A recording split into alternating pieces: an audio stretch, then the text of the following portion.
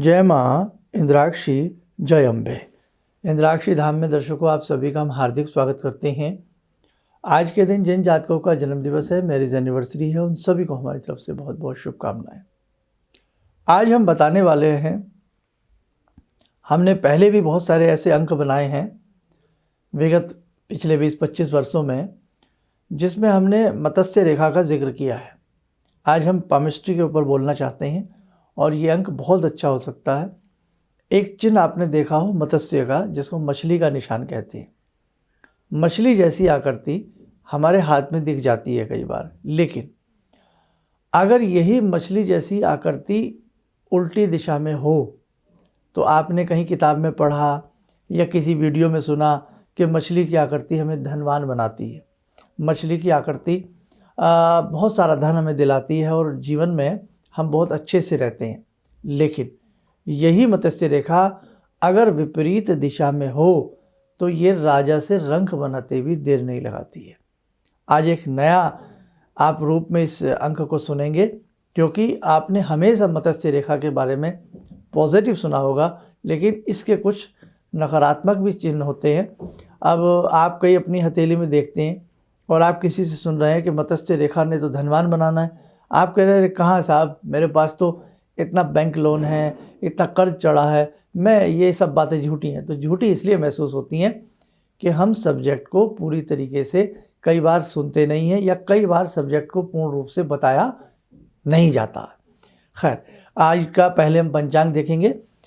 4 जनवरी सन 2023, पौष मास, शुक्ल पक्ष, संवत 2079। तिथि आज त्रियोदशी है, नक्षत्र रोहिणी, राहु काल 12 से 1:30, दिशा शूल उत्तर पूर्व दिशा। अब देखिए, मछली का निशान पूरा तो आपको दिखेगा नहीं, लेकिन एक आकृति नुमा हमें जब ढंग से देखेंगे तो हमें लगेगा कि वास्तव में हमारी हथेली में ये मत्स्य की आकृति बनी है। अब इसका सकारात्मक पहलू तो आपने बहुत सुना होगा, आज इसका नकारात्मक पहलू सुनिएगा, लेकिन सब्जेक्ट है, इसको सुनिएगा, उस हिसाब से सुनिएगा। तो आइए, सबसे पहले आप एक हथेली देखें। आपकी स्क्रीन के ऊपर ये हथेली है। अब इसमें हथेली के बीच में हमने ये मत्स्य रेखा बनाई है उल्टी दिशा में। इसका मुख देखें, ये एरो की आकृति आपको दर्शा रही है कि इस मत्स्य का, इस मछली का मुख हथेली के नीचे की तरफ है, आपके मणिबंध रेखाओं की तरफ है। मणिबंध रेखाएं कहाँ होती हैं? ये लहरदार जो 3 रेखाएं नीचे की तरफ होती हैं, ये मणिबंध रेखाएं होती हैं। तो मत्स्य का मुख नीचे है और उसकी पूंछ जो है वो ऊपर की तरफ है। हथेली में अगर यही आकृति मछली की ऐसे आपके हो तो ये धन का विनाश करने वाली आकृति होती है, यानी कि आपकी हथेली में धन नहीं रुकेगा।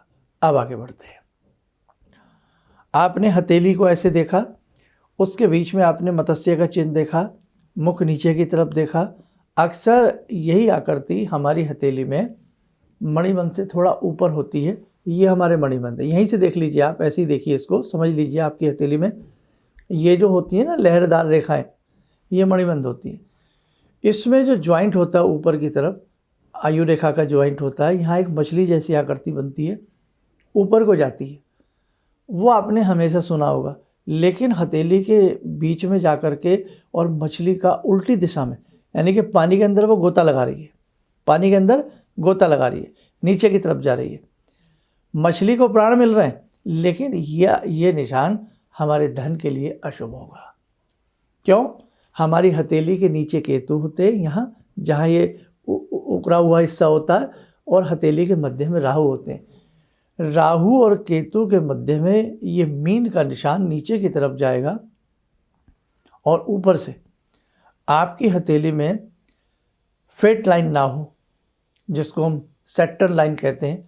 आप ये भी अपनी हथेली में देखिए। ये आपकी हथेली है।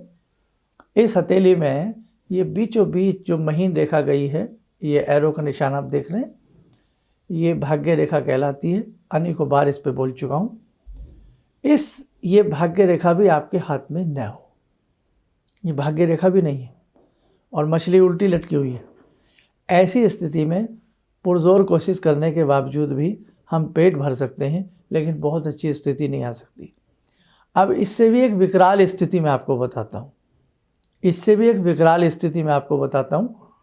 वो क्या है, वो आप वैसे ही समझिए, विदाउट स्क्रीन ऐसे ही समझिए। यही मछली हथेली में है, उल्टी स्थिति में बनी है, और मैंने हज़ारों बार बताया है, आज से नहीं 30 सालों से एक चीज़ को बता रहा हूँ। ये झरोके हथेली में, ये झरोके आर पार दिखती हुई उंगलियों में झरोके, ये 3 निशान हों तो बहुत ज़्यादा धन के लिए किल्लत उठानी पड़ेगी। पूरा प्रयास करने के बाद भी धन की हमेशा जीवन में कमी बनी रहेगी, हमेशा अभाव बना रहेगा और धनहीन व्यक्ति होने लगता है। ये ऐसी विकराल आकृति होती है। अब एक चीज़ और सुने, आपने देखा हो ग्रहण आकृति, हमारी हथेली में एक स्थान पर चंद्रमा है और एक स्थान पर सूर्य है। कहाँ है, देखिए अपनी स्क्रीन के ऊपर, ये गद्दी नुमा पोर्शन, ये चंद्र है जहाँ आप एरो का चिन्ह देख रहे हैं। ऊपर उठते हैं, ये स्थान सूर्य पर्वत है, ये स्थान सूर्य पर्वत है। यही मछली देखें, चंद्र पर देखें। अब यह चंद्र पर उल्टी दिशा में मछली हो, यहाँ चंद्र पर भी ऐसे उल्टी लटकी हुई है ना, नीचे की तरफ उसका मुख है, तो ये चंद्र ग्रहण की स्थिति भी बनती है। और सूर्य पर भी यही स्थिति हो तो ये सूर्य ग्रहण की स्थिति बनती है। लेकिन कई बार मछली क्या करती, हमें बड़े ध्यान से रेखाओं के मिलान से देखनी पड़ जाती है। अब ये स्थिति हमारे लिए शुभ नहीं है। चंद्र ग्रहण होगा, मानसिक तनाव रहेगा, नानाभांति के विचार रहेंगे, विचारों में स्थिरता नहीं रहेगी, नींद आने की समस्या रहेगी, अधिक सोचने की समस्या रहेगी, कफ, नज़ला, कोल्ड, इन सब की शिकायत रहेगी, एलर्जिक समस्याओं से आप घिरे रहेंगे। सूर्य पर यदि होगा, यश को नुकसान पहुंचाने वाली होगी। यश कीर्ति की पताका जीवन में फहराना बड़ा मुश्किल हो जाएगा। अपनों में ही अपना सम्मान घुटता, दम घुटता नजर आएगा। विद्या के लिए हनन योग उत्पन्न होगा। देखो, एक चिन्ह राजा से रंग बना रहा है, चाहे वो विद्या में रंग बन रहे हो, धन में रंग बन रहे हो, स्वास्थ्य में रंग बन रहे हो, है ना। तो ऐसा कभी मत समझ लेना कि कोई चीज़ हथेली में है तो वो पूर्ण रूपेण शुभ लाभ देगी। उसके नकारात्मक प्रभाव भी होते हैं। हर चीज़ के दवाई है, हमें स्वस्थ भी करती है, लेकिन कई बार साइड इफ़ेक्ट भी उसके होते हैं। दोनों बातें। तो जब भी आप किसी व्यक्ति को अपना हाथ दिखाते हैं या कोई भी बात ऐसी, आपके पास कुंडली नहीं है, अपना भाग्य बढ़वाना चाह रहे हैं, या किसी समस्या में ग्रसित है, उस समस्या से निकलना चाह रहे हैं, तो उसके दोनों पहलू को आपने नाप के तोल करके तब उपाय करने चाहिए, तब आपको लाभ मिलेगा। खैर, ये बात तो हुई है कि मत्स्य रेखा ये हमें रंग बनाती है, कमज़ोर बनाती है। अब इसी मत्स्य रेखा में एक शुभता और देखिए, ये लास्ट चिन्ह बता रहा हूँ, उसके बाद कभी आगामी अंकों में आपको बताऊँगा। देखिए अपनी स्क्रीन के ऊपर, यह हथेली है, आपकी गोल गोल आयु रेखा यहीं से सट करके ऊपर की तरफ क्या जा रही है, आपकी फेट लाइन जा रही है, भाग्य रेखा जा रही है, एरो का निशान। यहीं पर नीचे मछली है और इस मत्स्य का मीन का मुख जो है ऊपर की तरफ है, या इसे ऐसे कह लें, मत्स्य के मुख में से ये भाग्य रेखा प्रवीणता के साथ ऊपर की तरफ जा रही है। प्रवीणता के साथ मतलब अच्छे तरीके से, यदि मीन के मुख से भाग्य रेखा का उदय हो, अब आइए, तो ये राजा की तरह आपको जीवन जिलाएगी। आप अपने दम पे, अपने खम पे, अपनी मेहनत पे, अपने पुरुषार्थ पे अपने जीवन को शानदार बना लेंगे। आपको किसी का मुंह नहीं देखना पड़ेगा। भगवान और माता पिता का आशीर्वाद आपको चाहिए, ज़िंदगी को जीत ले जाएंगे आप। तो ये ऐसा भी योग होता है, मत्स्य का उल्टा होना और मत्स्य का सीधा होना बड़ा जीवन में सांप सीढ़ी वाला खेल हो जाता है ना। तो ये आज हमने आपको बताया। अब किसी व्यक्ति की हथेली में मत्स्य का उद्गम स्थान उल्टा हो, तिरछा हो, तो उसको क्या करना चाहिए? दो ही बातों से वो जीत सकता है। गायत्री महामंत्र का अनुष्ठान, भगवान भैरव की साधना। हाँ, भगवान भैरव की साधना करें और शनिवार राहु से संबंधित विभिन्न प्रकार के आप उपाय करें, तब निश्चित तौर से इस जो विपरीत रेखा है इसका फल आपको विपरीत नहीं मिलेगा। आइए, समय हो चला है आज की ध्यान साधना से जुड़ने का। जुड़ते हैं आज की ध्यान साधना में माँ भगवती से। ओम सिंदूरारुण विग्रहां त्रिनयनां माणिक्यमूले स्फुरात् स्तारानायकशेखरं स्मितमुखी भापेन वाक्षोरुवां पाणिभ्यामलपूर्णरत्नचषकां रत्नोत्परां बिभ्रति सौम्यां रत्नघटस्थरक्तचरणां ध्यायेत्पराम् अम्बिकां खड्गं चक्रगदेषु चापपरिगान् शूलम्बुशुण्डिं शिरा शङ्खं संदधतीं करे स्त्रीनयनां सर्वाङ्गभूषावृतां नीलास्मद्युतिमास्य पाददशकां सेवे महाकालिकां यामास्तो स्वपितैहरो कमलजो हन्तुं मधुं कैटवम् विद्युद्दामसमप्रभां मृगपते स्कन्दस्थितां भीषणां कन्या विहकरवालखेटविलसा धस्ताविरासेवितां हस्तैश्चक्रगदाशिखेटविशिखां चापं गुणं तर्जनीं विप्राणामलिलात्मिकां शशिधरां दुर्गां त्रिनेत्रां भजे। कवच बना लें, ध्यान करें, जगजननी का शुभ आशीष हम सबके ऊपर बरस रहा है।